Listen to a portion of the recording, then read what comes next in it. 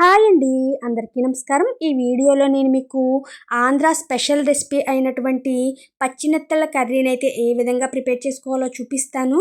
మా గోదావరి జిల్లాలో అయితే ఈ కర్రీ తెలియని వాళ్ళంటూ ఎవ్వరూ ఉండరండి. ఈ పచ్చిమెత్తల కర్రీ అయితే ఈ చిన్న చేపలతో కర్రీని చాలా ఈజీగా ప్రిపేర్ చేసుకోవచ్చు. ఈ గ్రేవీ కర్రీని అయితే ఏ విధంగా ప్రిపేర్ చేసుకోవాలో ఈ వీడియోలో చూడండి. మీకు ఈ ప్రాసెస్లో చేయడం నచ్చినట్లయితే మీరు కూడా ఒక్కసారి అయితే ట్రై చేసి చూడండి. టేస్ట్ చాలా బాగుంటుంది. ఇక్కడ నేను పచ్చిమెత్తళ్ళు అయితే తీసుకున్నానండి. వీటిని శుభ్రంగా క్లీన్ చేయాలి. ఇక్కడ చూసారా వైట్ కలర్లో ఉంది కదండి, ఈ పార్ట్ అంతా కట్ చేసుకోవాలి తల దగ్గర నుంచి. తర్వాత ఈ చివరి తోక కట్ చేస్తే సరిపోతుందండి మనకి. మీకు క్లీన్ చేసిన తర్వాత చూపిస్తాను. చక్కగా క్లీన్ చేసి రాళ్ళ ఉప్పు వేసుకొని తోముకుంటే నీట్గా వచ్చేస్తాయండి. పచ్చిమెత్తళ్ళు అయితే చూసారా ఎంత బాగున్నాయో. శుభ్రంగా క్లీన్ చేసి తీసుకొచ్చాను నేను.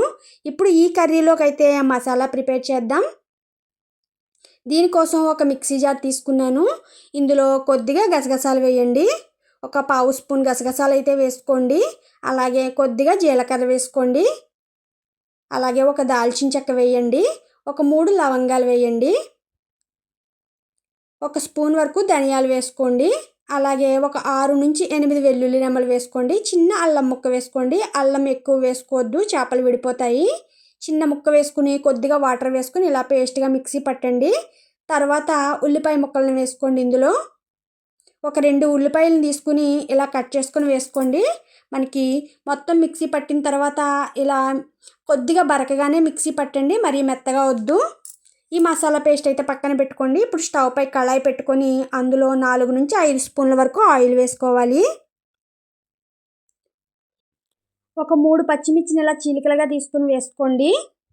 తర్వాత మనం రెడీగా పెట్టుకున్నటువంటి మసాలా పేస్ట్ ఉంది కదండి, మనం ఉల్లిపాయ మసాలా అన్నీ మిక్సీ పట్టాం, ఆ పేస్ట్ని వేయండి. తర్వాత కొద్దిగా కరివేపాకు వేసుకొని ఈ మసాలా పేస్ట్ని అయితే ఎర్రగా వచ్చేంత వరకు వేయించుకోవాలి.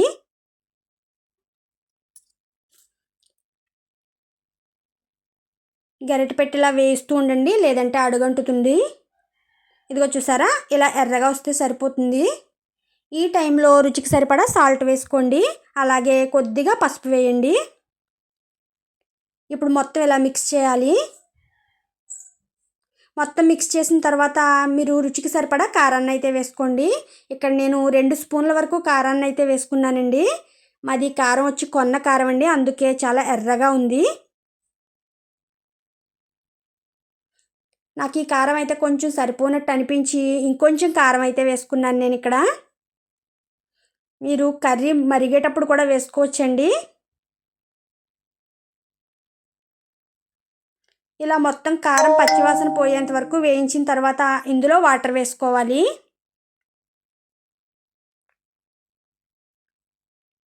కొద్దిగా వాటర్ వేస్తే సరిపోతుందండి. ఒక గ్లాస్ వాటర్ వరకు వేయండి. వేసి ఇలా ఒక్కసారి మిక్స్ చేయండి. ఒక పొంగు వచ్చేంత వరకు ఈ వాటర్ అయితే మరగాలి.